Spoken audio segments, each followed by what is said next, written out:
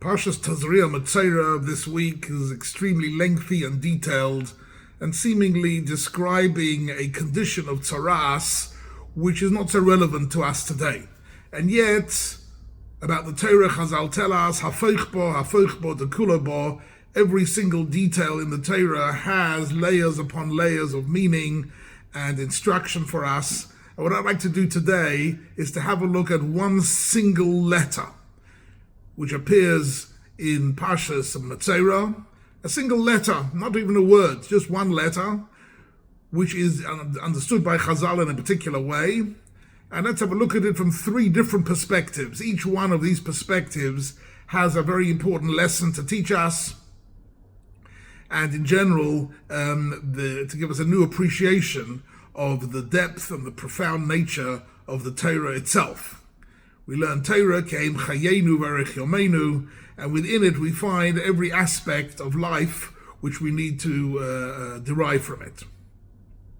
So we find in Tzaras, there is Tzaras of the body, Tzaras HaOdom, then there's Tzaras HaBeged, of clothing, and Tzaras HaBayis. In other words, certain types of discolorations indicated a certain condition called Tzaras. The only person who was qualified really to pronounce that somebody had the Nega, the plague of Tzaras, was the Kohen. And the Kohen were particularly trained how to differentiate between different shades of white and different shades of pink. If you want to know more about it, there are 14 chapters of Mishnah in Negaim. I remember working through them many years ago, extraordinary detail of something which you think is completely irrelevant to us today. And yet I'd like to have a look at one detail which I find particularly fascinating. So the Pasuk says, somebody has a house in Eretz Yisrael, and he sees on the walls of the house the discoloration which indicates the Nega Tzaras. If it is pronounced Tomei, if it is pronounced indeed Tzaras, then he has to demolish the house brick by brick, first take out the bricks that have been infected, and then slowly but surely take out all the other bricks that are also, as it spreads, and that is the situation of the Nega Habayis, something which is really a tragedy. Every case of the Nega, of a plague, is of course a tragedy for somebody who's afflicted by it, and Chazal tell us that it comes as a result of various different Averos, and indeed it is an illness which has as its goal to educate a person to do tshuva and improve one's spiritual life. And the Kohanim were particularly trained not just to understand whether it was Tomei or not, but by deciphering, if you like, the size of the discoloration and the location of it on the body or the house or the clothing, they were able to tell the person what was the problem, the spiritual problem which had caused this tzaras. But here comes an interesting point. Somebody sees in his house this discoloration, and he has to go to the Kohen and say, look, in my house I've got this nega, I want you to come and look at it and make a pronouncement. So the Pasuk there says, Ubo asher lo habayis, somebody who has this discoloration in his house, v'higid la Kohen leimar, kenega nireli babayis. Chapter 14, Pasuk 35, he has to come and say, kenega nireli babayis. It looks like a nega, nireli. It seems to me that with the discoloration that I've got looks like a nega. And indeed the Mishnah in Negaim chapter 12 tells us that is the required formula for anybody who sees any sort of signs of the nega. That's what he has to say, ke nega.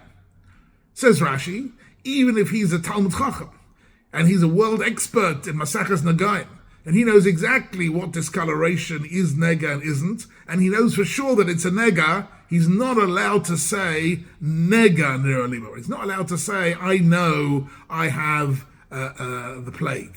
He's not allowed to say that. He has to say ke nega niraliba. It could be, it looks like it seems to me. Why this particular language?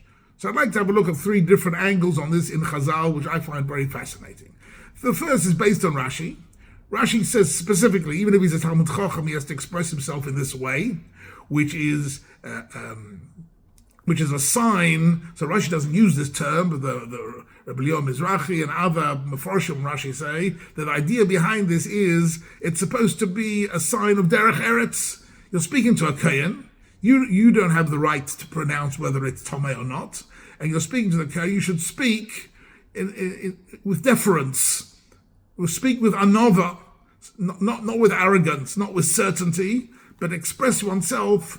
It seems to be, it could be, let's have a look at it, right? The necessity, the importance of speaking without arrogance is extremely important, especially when you're speaking about people or about issues which are complex and you're speaking to people of great stature.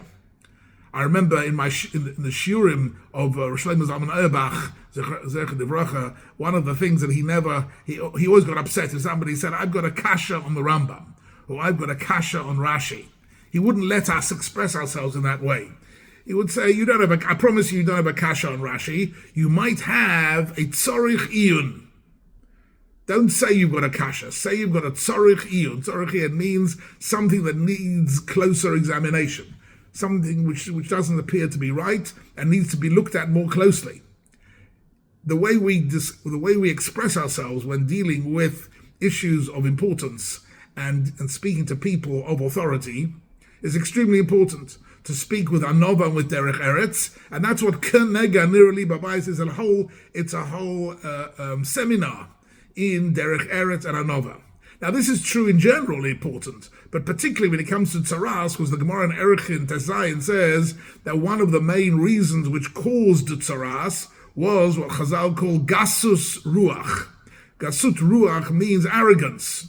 So in actual fact, it could be that the whole tzaras was caused by a person being overly arrogant and a Baal Gaiva in many ways, and therefore actually coming to the Kohen and expressing himself this way is already the beginning of his tshuva. He's doing tshuva by expressing himself in a modest and unassuming way. That is in itself part of the remedy. It's not just he's coming to the Kohen to ask him, but he's already on the path to tshuva. So that's one aspect of the Kenega. The other aspect is fascinating, brought down by Tosfos Yontov, of Yontov Lippmann Heller, writing 400 years ago in Prague. So he's got a Perush on a Mishnah, and he says, why is he not allowed to say it's a nega? I've got discoloration on the walls of my house, and it's a nega, it's a plague. He's not allowed to say that. Why? Because of the principle of al tiftach per lesoton. We don't say bad things about ourselves, or about anybody for that matter. If you have something negative to say, you say it in a tentative way.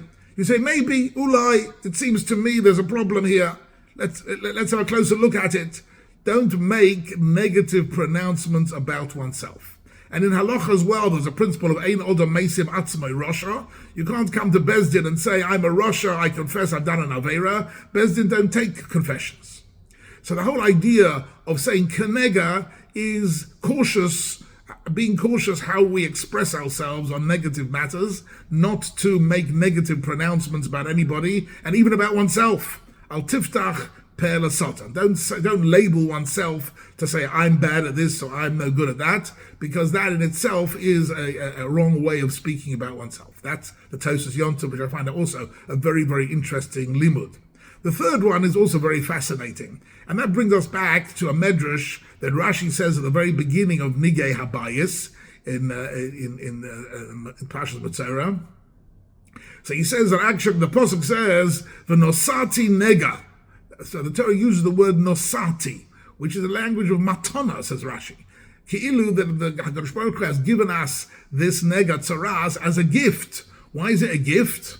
Okay, so it could be a gift in the sense that it educates us to do tshuva. But Rashi says something else. He says that when the Canaanim and the Chittim heard that Klal Yisrael were coming to conquer the land, they hid their fortunes, their valuables in the walls of the house. And therefore, says Rashi, when you come to the house and it has a nega tzaras and you start demolishing it, you'll find hidden treasure.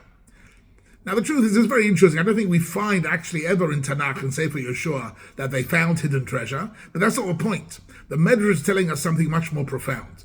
The Medrash is saying when something seemingly negative happens to a person, an illness or a disaster or trouble of some sort, so we see it in a negative light. Of course, it's a tragedy. It's a misfortune. But in actual fact, there could be a hidden treasure behind it.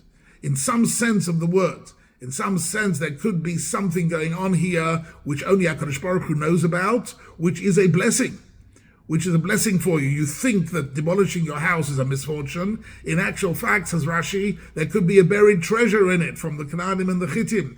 And therefore, when you come and you say it's a nega, don't say it's a nega. Say it's a nega. It looks like the colors of the plague, but actually, Kol Man Da'ovid Rachmon L'Tavovid, it could be that it only seems to be a disaster, but actually HaKadosh Baruch Hu has in his mind, in his kavanah, has infinite levels of HaTova HaMeitiv, and even when we are going through difficult times in Klal Yisrael, and it's hardships that people are suffering in Eretz Yisrael, in Chutz La'aretz, anti-Semitism, and the terrible and violent enemies that are surrounding us. Nevertheless, in that battle, there are positive outcomes as well. There are blessings in disguise, which are contained within our misfortunes, and therefore we can say HaTov HaMeitiv, and we can thank HaKadosh Baruch Hu, HaTov ki lachol rachamecha, v'marachim ki lo samnu chasadecha, because even when we see all the signs of a nega, it's only a kenega. It only appears, it's nearly, it appears to be, but in actual fact, the Ritzono Laheitiv, HaKadosh Baruch Hu is bringing it to us for a bracha, and please God, we should be zeicher to see the positivity and the brachas in every aspect of our life.